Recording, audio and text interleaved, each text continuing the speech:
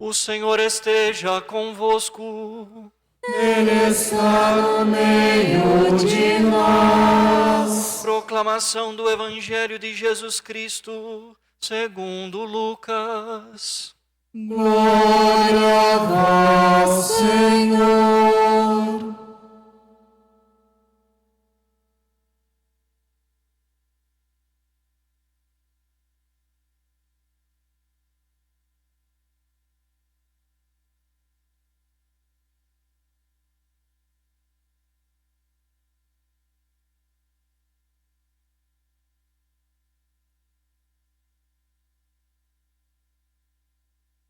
Naquele tempo, no 6º mês, o anjo Gabriel foi enviado por Deus a uma cidade da Galileia chamada Nazaré, a uma virgem prometida em casamento a um homem chamado José.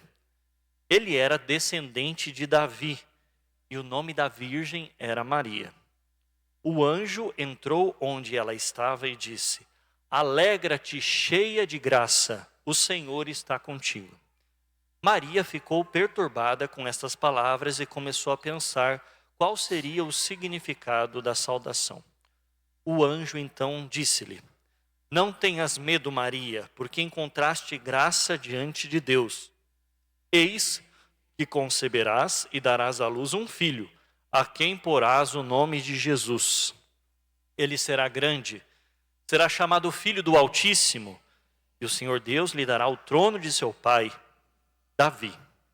Ele reinará para sempre sobre os descendentes de Jacó, e o seu reino não terá fim.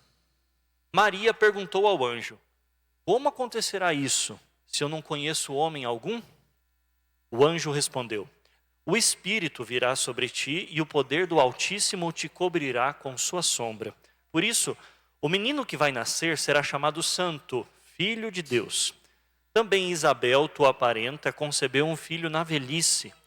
Este já é o 6º mês daquela que era considerada estéril, porque para Deus nada é impossível.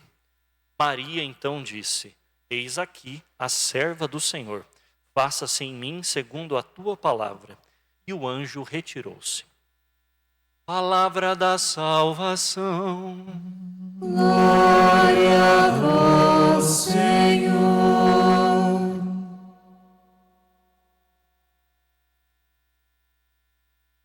Meus irmãos e minhas irmãs, hoje a igreja retira as vestes roxas prescritas para todo o tempo do advento e se adorna de branco ou dourado, em virtude da grande solenidade que hoje nós comemoramos, a Imaculada Conceição da Bem-aventurada Virgem Maria.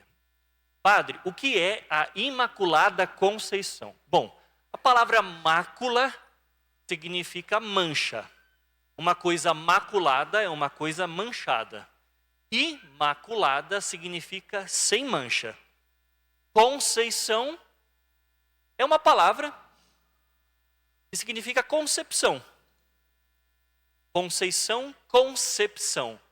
Maria foi concebida no ventre de sua mãe, Santa Ana, sem a mancha do pecado original. Deus a preservou desde o instante da sua concepção do pecado da mancha, do pecado original, e também de todos os outros pecados que ela eventualmente poderia cometer, como todos nós humanos cometemos ao longo de nossa vida. Ela foi preservada desde o primeiro instante de sua existência de todo e qualquer pecado. E ao longo da sua vida nunca cometeu pecado algum. Por que Deus fez isso? Porque Deus preservou Maria do pecado original. Deus a preservou em razão da sua missão. O Senhor a escolheu dentre todas preferida para ser a mãe do Salvador. E era muito conveniente que a mãe do Salvador, este vaso da promessa, esse vaso espiritual, esse vaso insigne de devoção, esse vaso de honra, fosse puro, para receber aquele que é puro e autor de toda a pureza, o Filho de Deus, que na plenitude dos tempos desceu dos céus e assumiu a nossa condição no ventre da Virgem Maria. Quando nós possuímos uma água limpa, nós queremos colocá-la sobre um receptáculo limpo. Queremos derramá-la em um receptáculo limpo. Uma água num copo limpo. Uma água pura num jarro limpo. Nós não queremos derramá-la dentro de um jarro sujo. Assim Deus preservou Maria, porque convinha que ela fosse preservada. E as Sagradas Escrituras acenam para este privilégio singular de Maria. Maria foi privilegiada por Deus de maneira preventiva.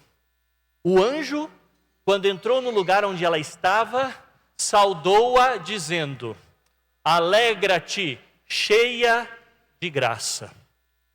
A expressão aqui, cheia de graça, significa plena do favor de Deus, plena da presença de Deus. Aquela na qual não se encontra impureza alguma, aquela na qual não se encontra mácula alguma. Portanto, nas Sagradas Escrituras há acenos a esta verdade de fé que foi definida pelo Papa Pio IX, nos anos 70 do século retrasado. Pio IX definiu Maria isenta do pecado original. Mas esse dogma, essa verdade de fé, sempre foi crido pelos cristãos. A igreja ainda não tinha manifestado uma sentença definitiva que obriga todos os fiéis a crer, mas sempre esteve no senso do povo de Deus, sempre foi acreditado pelo povo do Senhor que a mãe do Salvador nunca cometeu pecado algum. Pecado algum. O Senhor a salvou, Jesus morreu por ela, mas ela foi salva em previsão dos méritos de Cristo. Deus aplicou a Maria os méritos que Cristo conquistaria na cruz mais tarde. Porque para Deus não existe passado, presente e futuro. Para Deus tudo é um eterno agora. Então Maria foi salva por Jesus Cristo, seu Filho, tanto quanto nós também fomos salvos. Mas enquanto nós fomos salvos de maneira remissiva, ela foi salva de maneira preventiva. Como assim, padre? Não entendi. Existem duas maneiras de tirar uma pessoa do buraco. A primeira maneira é impedindo que ela caia. A segunda maneira é tirando-a quando ela já está lá dentro. Conosco aconteceu da segunda maneira. Todos nós nascemos com o pecado, em virtude da desobediência de nossos primeiros pais, o primeiro casal humano, que a Bíblia chama de Adão e Eva. Esse primeiro casal humano desobedeceu a Deus, pecou contra Deus e perdeu aquele estado de santidade e de justiça originais que tinham recebido gratuitamente de Deus. Não só perderam esse estado de justiça e de santidade originais, como também feriram a sua própria natureza. Não só em si mesmos, como em todos os seus descendentes. A igreja nos ensina que o primeiro casal humano desobedeceu a Deus e, em razão desta obediência, legou para si e para seus descendentes esta natureza inclinada para o mal, esta natureza inclinada para o pecado. Maria foi preservada da mancha com a qual todos nós nascemos, para ser mãe digna do seu filho. Mas quem a salvou? Jesus Cristo.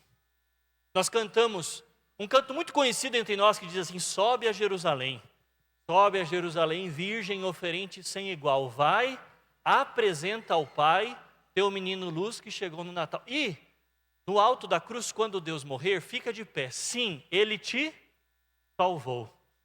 Nós dizemos a Maria: sim, Ele te salvou, mas o ofereceste por nós com toda a fé. Maria foi salva antecipadamente.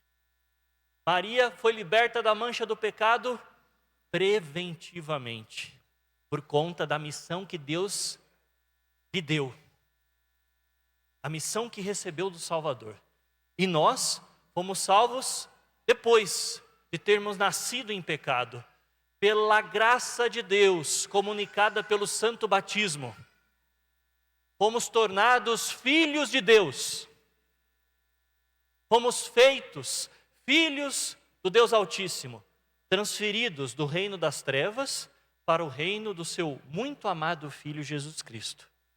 Veja, a graça nos foi dada depois de nossa concepção. Deus deu a graça no instante da concepção de Maria. Por isso ela é toda pura. E vejam só, por uma virgem desobediente, o pecado entrou no mundo. Eva era virgem. E enquanto era virgem, desobedeceu a Deus. Ela foi causa de queda para todos os homens. Mas Deus, em sua infinita misericórdia, escolheu uma outra virgem, desta vez obediente, para que fosse causa da nossa salvação. Se Jesus é o novo Adão, Maria é a nova Eva. Porque o laço de pecado e de desobediência feito por Eva foi desfeito por Maria. Em português, não é? Existe até um trocadilho. Nós saudamos Maria com ave. Ave é uma saudação romana, não é? Ave significa salve, alegra-te, não é? Salve, ave, não é um passarinho não. Ave Maria significa salve Maria, cheia de graça. Alegra-te, é uma saudação, ave, né? Nós herdamos dos romanos. Só que ave, ao contrário, é Eva. É possível fazer esse trocadilho em nossa língua. Sim, ela é a nova Eva, saudada pelo anjo Gabriel, chamada de cheia, de repleta da graça e dos favores de Deus. Por isso, hoje, quando nós comemoramos a Imaculada Conceição da Virgem Maria, a nossa glória é tributada a Deus, que agiu em Maria e que a tornou pura, que a tornou santa, por conta da tarefa que Deus deu a ela. Ela não é santa e pura por si mesma, por seus próprios méritos, mas pela pura e gratuita bondade de Deus, que a ornou de todas as virtudes, que a ornou de todos os dons, para que fosse uma mãe digna do próprio Filho de Deus, e para que ele aprendesse com ela, porque também era homem e aprendia como nós, embora fosse Deus, também era homem, para que ele aprendesse com ela, com seus santos exemplos, como agir neste mundo. Todos nós devemos nos espelhar em Maria, para que nós também sejamos libertos das nossas culpas e dos nossos pecados. Se não fomos por causa, em virtude deste privilégio singular, o sejamos agora, pelo arrependimento de nossos pecados, pelo arrependimento de nossas faltas. Nós somos chamados à santidade. Quando nós comemoramos Maria, nós tributamos glória a Deus que a fez santa.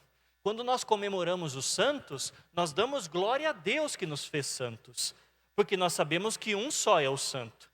No Glória nós cantávamos assim: só vós sois o santo, só vós o Senhor.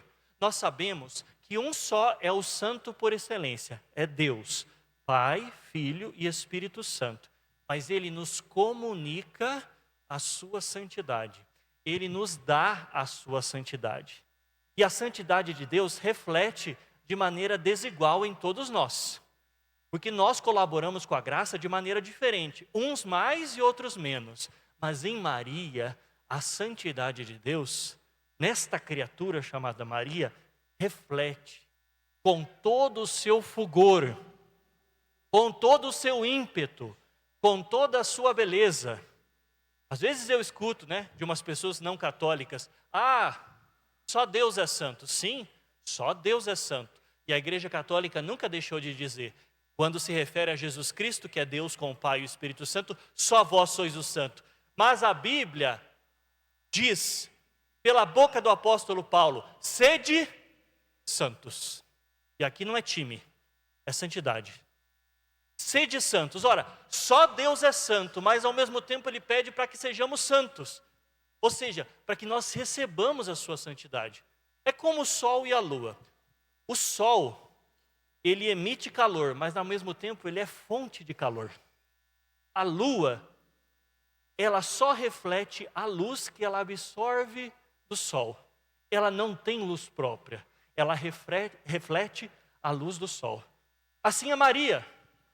Maria não tem luz própria, mas ela reflete a luz do seu Filho Jesus Cristo. Ela recebeu esta graça, ela recebeu esta santidade do Pai, do Filho e do Espírito Santo. Perfeitamente concorde com a vontade de Deus. E louvando os santos, nós louvamos aquele que agia nos santos. E procuramos ser santos como eles. De maneira especial, santo como a Virgem Santíssima. Portanto, não tenha medo de honrar Maria, como se honrando-a nós desmerecêssemos Jesus Cristo.